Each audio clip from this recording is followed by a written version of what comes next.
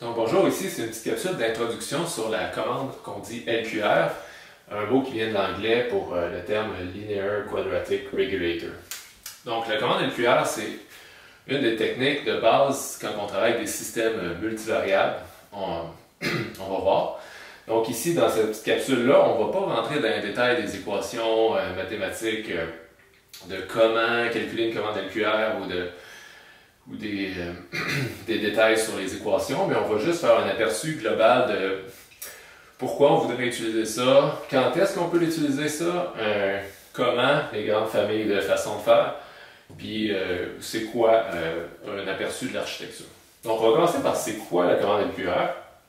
Donc la commande LQR, c'est quand on a un système asservi en boucle fermée, on a une loi de commande qui va prendre la forme d'une matrice K avec un signe négatif qui va faire le lien entre un vecteur U qui dans le fond, définit les différentes actions ou variables d'entrée d'un système. Donc, par exemple, pour un bras robotique, on pourrait avoir un muscle ici qui applique un couple, un autre muscle ici qui applique un couple, donc j'aurai un vecteur avec deux U qui représentent deux couples. Pour un avion, par exemple, ça pourrait être la poussée, puis le deuxième, ça pourrait être l'angle d'élévateur. Donc, on met toutes les variables qu'on contrôle sur un système dynamique dans un vecteur qu'on va appeler U, le vecteur d'entrée du système qu'on dit. Et on va calculer ce U-là, donc on va faire une loi de commande. La loi de commande, ça calcule un U en fonction, dans le contexte ici, d'un vecteur X qui va être les états du système. Donc les états, dans un contexte, mettons, de robotique ou d'un véhicule, ça serait typiquement des positions puis des vitesses pour chaque degré de liberté du système. Donc si je reprends mon exemple de bras robotique, dans mes états, j'aurais l'angle de mon bras, l'angle de mon avant-bras, des vitesses angulaires aussi qui représentent le momentum actuel de mes différents degrés de liberté. Puis pour un système mécanique, typiquement dans le vecteur U, ça serait des couples, des forces, où on pourrait des fois avoir des positions comme un avion, on parle de l'angle de l'élévateur, ou un drone ici, où ça pourrait être les vitesses de rotation des hélices, des choses comme ça. Donc la loi de commande, ça va mathématiquement être, on va calculer le vecteur U en temps réel plusieurs fois par seconde, comme une équation qui dépend des vecteurs d'état qu'on a mesurés ici avec des capteurs. Donc pour un robot, j'aurais mesuré la position par exemple avec des encodeurs, des choses comme ça. Et ici, la commande LQR, ça c'est son architecture particulière. On va calculer le vecteur U qu'on applique sur le robot comme une multiplication entre une matrice K, qui est une matrice de gain, fois le vecteur d'état X. Donc la méthode LQR, dans le fond, on peut résumer ça à dire c'est une technique pour calculer cette matrice de gain-là pour obtenir une performance ou un résultat désiré avec un système dynamique.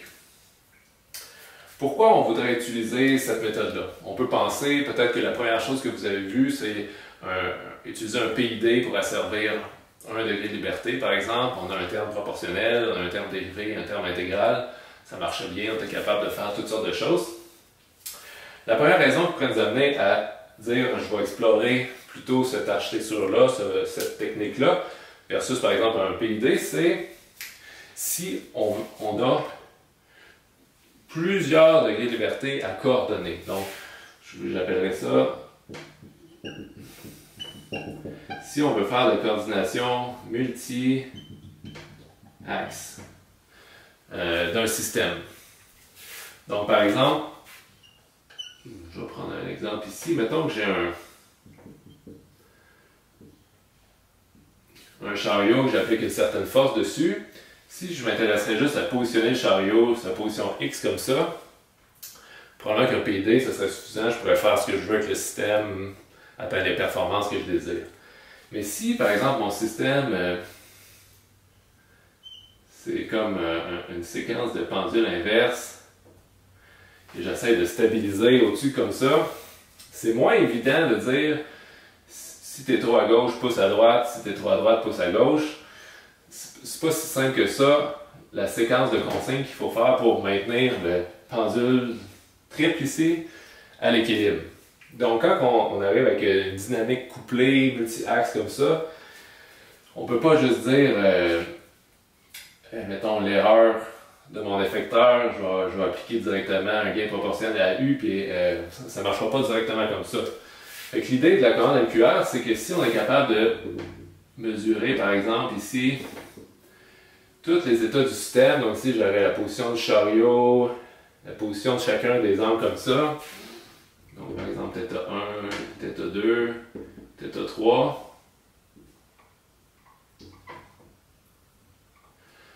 Je peux faire une loi de commande plus intelligente qui va mieux gérer la coordination de tous ces axes-là. Puis, une chose importante aussi, c'est que c'est souvent ce qu'on va appeler un système qui est sous-actionné. Comme par exemple, ça c'est un système sous-actionné. On appelle un système sous-actionné quand le nombre d'actionneurs est plus petit que le nombre d'axes.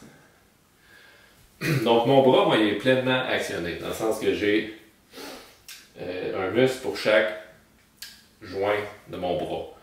Ça me permet, quand on est dans une situation comme ça, on peut dire, je vais faire un contrôleur indépendant pour chacun des joints, puis typiquement, ça va marcher. Peut-être que ce n'est pas le plus performant, mais ça devrait fonctionner. Quand on a, mettons que je n'avais pas de biceps pour contrôler ce joint-là, puis je voudrais essayer de contrôler la position de ma main juste avec des mouvements d'épaule, ça demanderait plus de coordination.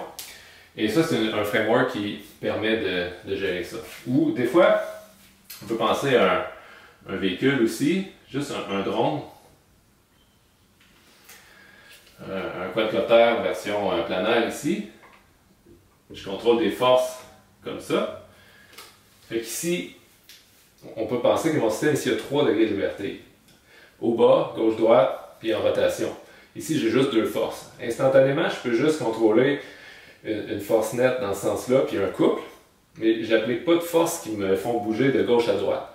La seule façon de contrôler mon gauche à droite, c'est de coordonner que je vais faire d'abord pencher mon drone pour me tasser, pour après ramener mon drone comme ça. Quand il faut coordonner des mouvements qui sont couplés en différents axes, on ne pourrait pas juste dire je fais un PID sur l'erreur gauche-droite. Sur les commandes que j'envoie à mes moteurs ici. Il y a d'autres façons de faire. Ici, pour les drones, souvent, on va utiliser plus des boucles en cascade. On va asservir un angle, puis l'angle désiré va dépendre d'une erreur en position. Il y a plusieurs techniques, c'est pas la seule technique, mais LQR prend vraiment son avantage quand on a des systèmes où il faut gérer de la coordination multi-axe. Donc moi, c'est la principale raison qui me fait aller vers cette méthode-là. Quand on a un système multivariable, on peut dire des fois plusieurs entrées, plusieurs sorties, tout est couplé. Je vous dirais que ça, c'est la première chose à avoir en tête. C'est la méthode de base qui est comme la porte d'entrée de toutes les méthodes pour gérer du multivariable. L'autre raison qui peut nous amener à faire du LQR, c'est que LQR est aussi une méthode qui nous permet d'être optimal par rapport à une performance qu'on peut définir. Fait que souvent, vous avez peut-être déjà entendu parler d'un contrôleur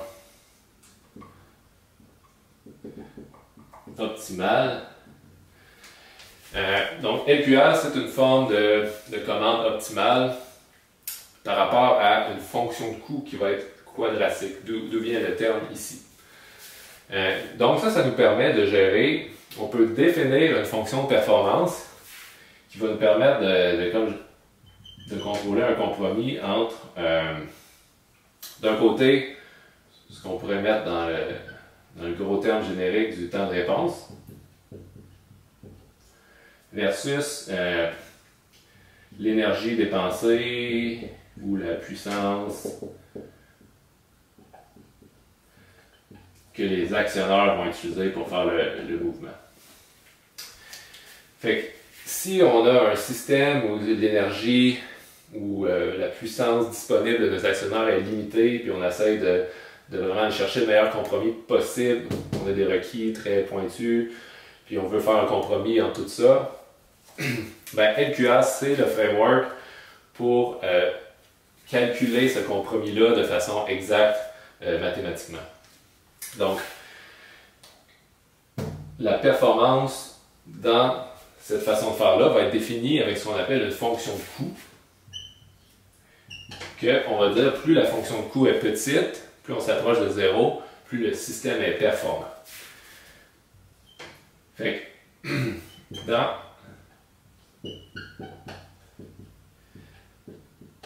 avec la commande LQR, la fonction de coût prend cette forme-là pour un système continu. Donc, on prend les états X, on les met au carré, puis on fait fois des poids qu'on appelle Q, qui sont des paramètres que nous, on choisit, qu'on met dans une matrice Q. On rajoute aussi un coût relié à utiliser des actionnaires, qui va prendre la forme de U1 au carré fois un paramètre R dans la matrice R. Puis ici, les matrices Q et R, c'est le concepteur du contrôleur qui définit qu'est-ce qu'il juge qui est le compromis entre le temps de réponse puis l'énergie, puissance que les actionnaires vont devoir utiliser. En choisissant Q puis R, c'est l'équivalent de dire j'ai un slider ici pour dire je veux mettre plus d'importance sur le temps de réponse ou plus d'importance sur l'énergie, la puissance que mes actionnaires vont utiliser pour atteindre la cible. Et la machinerie LQR, la beauté de la chose, c'est que un coup qu'on définit QR avec la méthode LQR, ça va nous dire, ça va nous trouver la matrice de gain K optimale en fonction de fonction performance que nous, on peut définir. Dans les limites de, on choisit les paramètres de la matrice Q et de la matrice R ici. Juste un petit exemple peut-être plus illustré de qu'est-ce que ça représente. Mettons qu'on regarde l'erreur de position versus l'effort d'actionneur. Une solution où on mettrait beaucoup d'emphase sur il ne faut pas utiliser beaucoup d'énergie. On pourrait s'attendre à ce que mon système prend beaucoup de temps à stabiliser avant que l'erreur atteigne 0 ici. Mais je ne vais peut-être pas utiliser beaucoup d'énergie avec mes actionneurs. Fait que ça serait une solution qu'on pourrait s'attendre qu'il y arrive si je mets des gros chiffres dans la matrice R ici. Parce qu'on voit que quand je mets les U au carré et que je les intègre dans le temps, ça va être relié à la surface de la courbe ici. Et ce terme-là va être relié à la surface qui représente un peu l'erreur totale qu'on a accumulée dans le temps. Versus si j'ai un cas où je ferais l'inverse, je mets plus de poids dans ma matrice Q. Ça voudrait dire que je cherche plus une solution, que je considère que c'est mieux de vite stabiliser le système, d'avoir peu de l'erreur pendant une petite période de temps.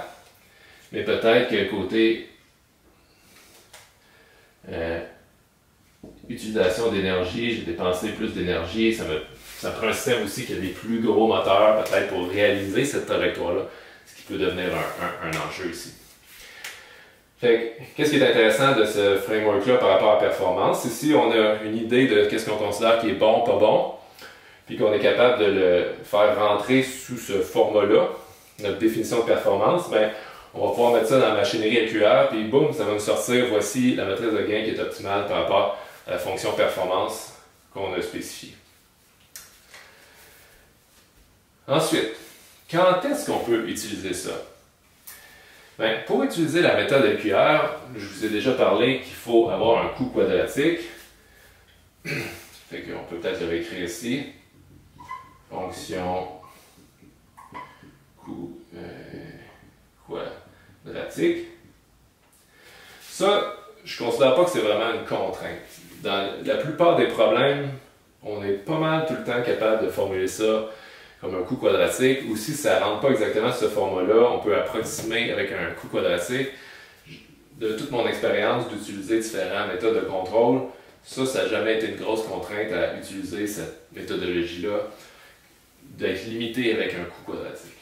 Ce qui est plus une contrainte, c'est que, on vient au premier mot ici dans la définition, c'est qu'il faut être capable d'approximer notre dynamique. Donc si on a un système dynamique non linéaire, que de façon générale on peut écrire comme la dérivée des états est une fonction des états et de mes commandes U,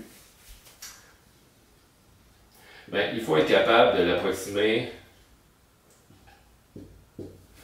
sous la forme linéaire, comme quoi la dérivée de x est égale à une matrice A fois x plus une matrice B fois U. Donc il faut être capable d'avoir une approxe linéaire qui est représentative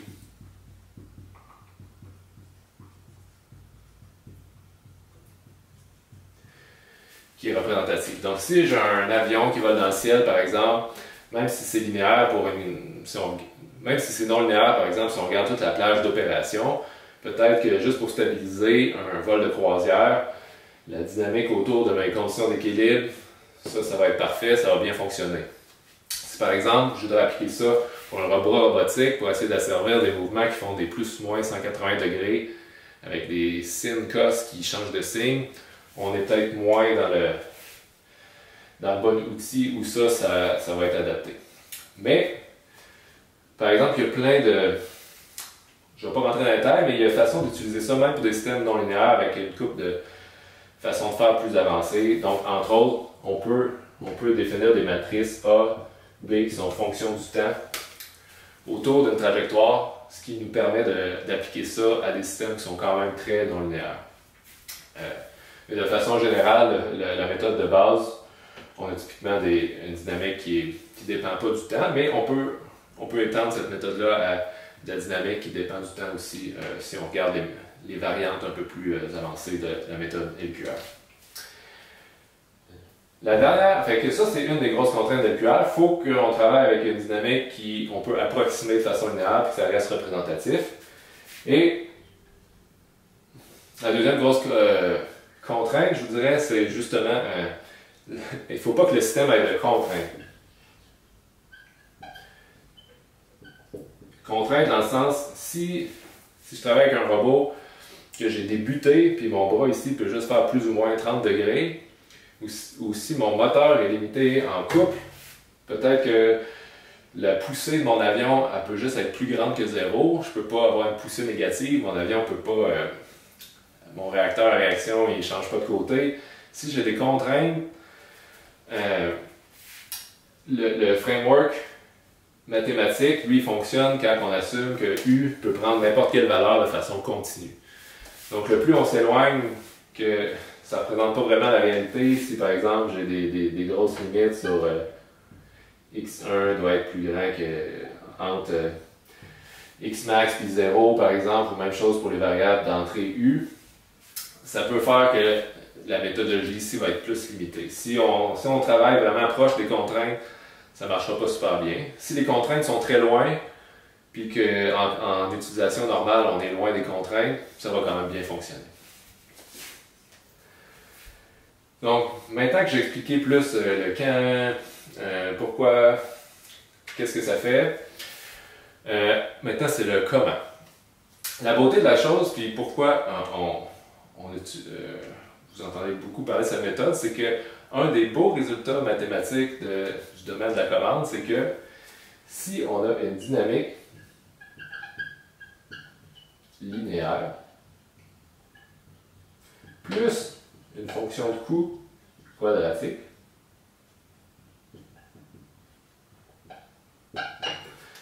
eh bien, de façon étonnante ou pas étonnante, selon votre intuition, ben, il y a une solution qui est analytique.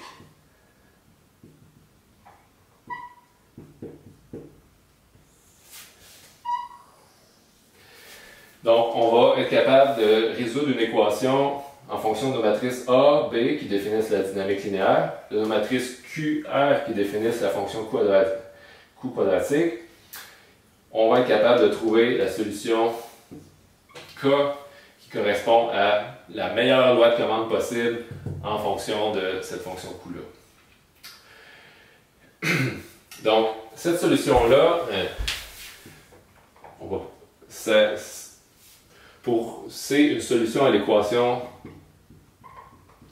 ou la famille d'équations qu'on appelle Riccati. Et il existe plusieurs variantes de cette équation-là, puis plusieurs variantes de contexte qu'on peut appliquer à la commande LQR. Je vais vous dire les deux plus grandes différences pour vous donner un aperçu.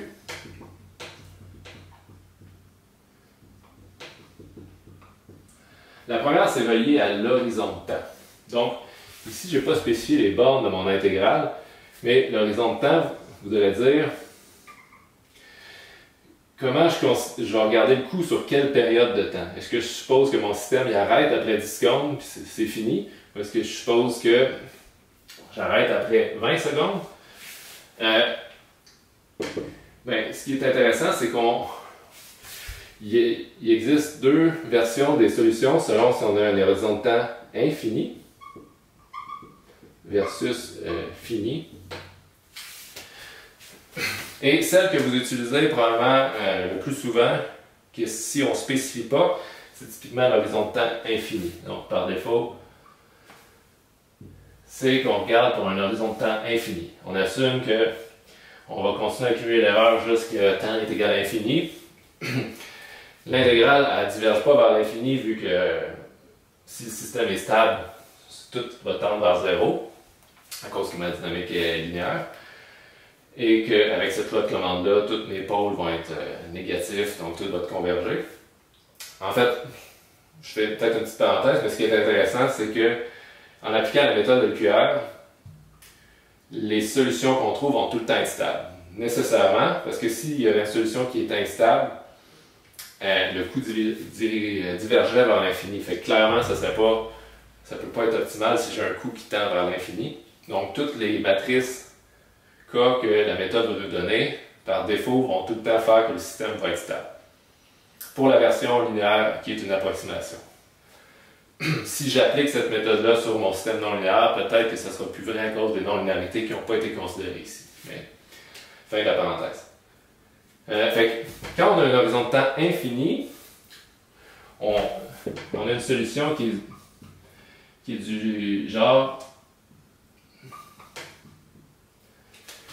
qui dépend juste des conditions initiales, avec le coût quadratique par rapport à une matrice S, qui va être la solution de l'équation de Riccati.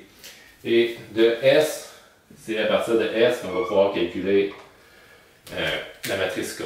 Fait que souvent, ça, c'est des détails que vous ne voyez pas si vous utilisez une librairie informatique, que vous avez peut-être juste une commande LQR, vous rentrez A, B, QR. En arrière, ça solutionne l'équation de Riccati pour un horizon de temps infini. Ça vous calcule S, puis ça vous redonne K, qui est ce que vous utilisez concrètement. Si on a un horizon de temps fini, supposons que je dis que on arrête après 10 secondes, puis c'est fini, qu'est-ce que ça fait d'intéressant? C'est que pour un horizon de temps infini, c'est comme j'ai écrit ici, U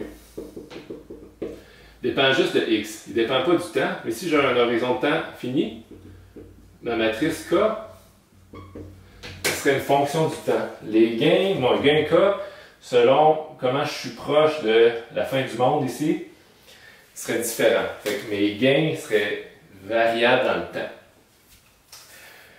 Fait que ça, c'est quelque chose qu'on va utiliser quand on a une méthode plus avancée, puis on veut suivre une trajectoire, puis on modélise linéaire comme l'erreur autour d'une trajectoire, c'est quelque chose qu'on peut utiliser. Mais de façon plus générale, si j'ai un système que je fais juste asservir autour d'un point d'équilibre, on va utiliser l'horizon de temps infini pour avoir une matrice de gain K constant. Et il y a aussi, fait qu'il y a des versions de l'équation de Riccati. Quand l'horizon de temps est infini, on appelle l'équation de Riccati algébrique. L'horizon de temps infini, c'est juste l'équation de Riccati différentielle. Je ne suis plus trop sûr à prendre avec un bémol. Puis, il y a deux autres catégories, puis il y a une combinaison de ces deux choix-là qu'il faut faire pour savoir c'est quoi l'équation de Katy qu'on va utiliser. C'est temps continu versus temps discret.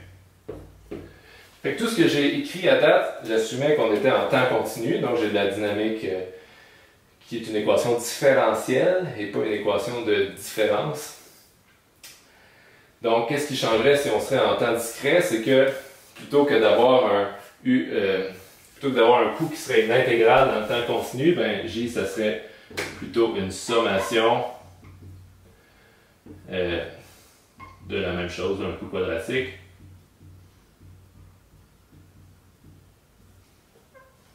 Une sommation de tous les coûts à tous les time steps. Puis l'autre différence, c'est que ma dynamique ici en temps discret, la définition elle change. On a une définition de x de k plus 1 est égal à ax de k plus b u de k. Fait qu'en fonction de x et u à un instant donné k, on calcule directement le prochain état à k plus 1. Fait qu'il y a des équations Riccati puis des solutions LQR, temps infini, fini, puis il y a des versions continues versus discret. Fait que ça peut être mélangeant si ce n'est pas spécifié dans quel contexte que vous êtes. De façon générale, on assume si on ne précise pas, qu'on regarde pour un horizon de temps infini. Puis souvent, si vous venez du domaine plus robotique, contrôle, on est souvent en temps continu. Donc on assume que les matrices A et B sont une équation différentielle, que ma fonction de coût c'est une intégrale dans le temps, et la loi de commande prend cette forme-là. Donc ça fait le tour de la petite capsule. Donc si je résume, LQR, c'est en gros une façon de calculer des gains d'une matrice K qui va définir une loi de commande entre un vecteur d'état et un vecteur U d'action de contrôle sur mon système. Ça peut être appliqué à toutes sortes de domaines, de la finance à la robotique, à l'aérospatiale. Dès qu'on a un système dynamique qui est représenté par une équation comme ça. Qu'est-ce qui peut faire qu'on est intéressé d'utiliser la méthode LQR? C'est surtout si on a un système avec beaucoup de degrés de liberté, des axes couplés, et surtout si on n'a pas autant d'actionneurs que de degrés de liberté, donc la coordination des différents axes devient super importante. Et aussi, qu'est-ce qui est super intéressant de la commande LQR, c'est qu'on peut définir une fonction de coût puis générer la matrice de gain K de façon automatique qui va nous donner le contrôleur optimal en fonction de notre fonction de coût qui définit ce qu'on juge qui est important comme performance pour notre système. Ce qui va être typiquement, si on ramène ça à l'essentiel, un compromis entre le temps de réponse. Est-ce que mon système il converge vite sur ma cible ou est-ce qu'il dépense beaucoup d'énergie? Donc voilà.